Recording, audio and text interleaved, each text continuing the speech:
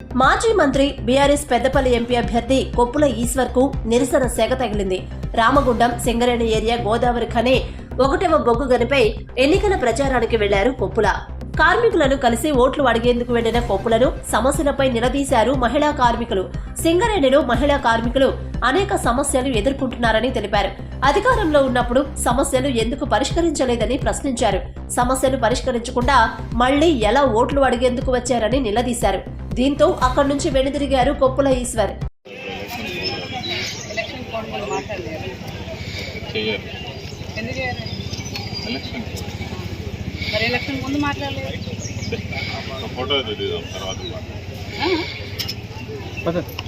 రోజు పని ఎంత వర్క్ లోడ్ జరుగుతుంది? మరి ఎవరు వచ్చి మాట్లాడతారు? ఎవరు వచ్చి మాట్లాడతారండి? బదిలీల మాత్రం చేయడం మంచిగా నేర్చుకున్నారు. బదిలీలు చేయడం. ఏ డివిజన్ 50 మంది మహిళలను మీరు ట్రాన్స్ఫర్ చేసిరు. వినబడుతుందా?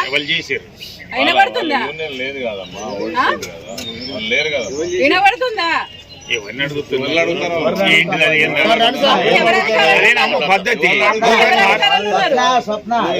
ఎవరు అధికారంలో ఉన్నారు?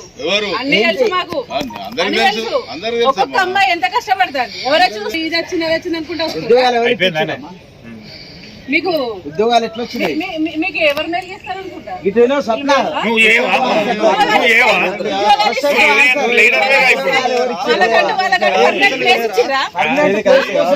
మాట్లాడుతున్నారు. ఒక్కొక్కరు అబ్బాయిలు ఎంత చిన్నలు మాట్లాడుతున్నారు. మనోభావాలు దెబ్బతింటున్నాయి. మాకు ఇక్కడ అమ్మాయిల మనోభావాలు దెబ్బతింటున్నాయి. దానికి సంబంధించి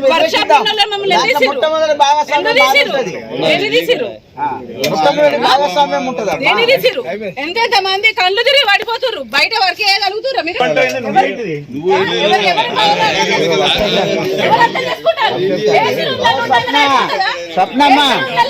అయిపోతుందా? ఎవరు ఎవరికి తెచ్చిర్రు ఉద్యోగాలు? ఎందుకు ఇచ్చిర్రు? నువ్వు ఎట్లా వచ్చిర్రు? ఏమేర్పడుతుంది? మీకు ఏమేర్పడుతుందండి? ఫ్యాన్ల కింద కూర్చోండి. మీరు 40 సంవత్సరాలు కార్మికులు కానీ మీ కుటుంబ సభ్యులు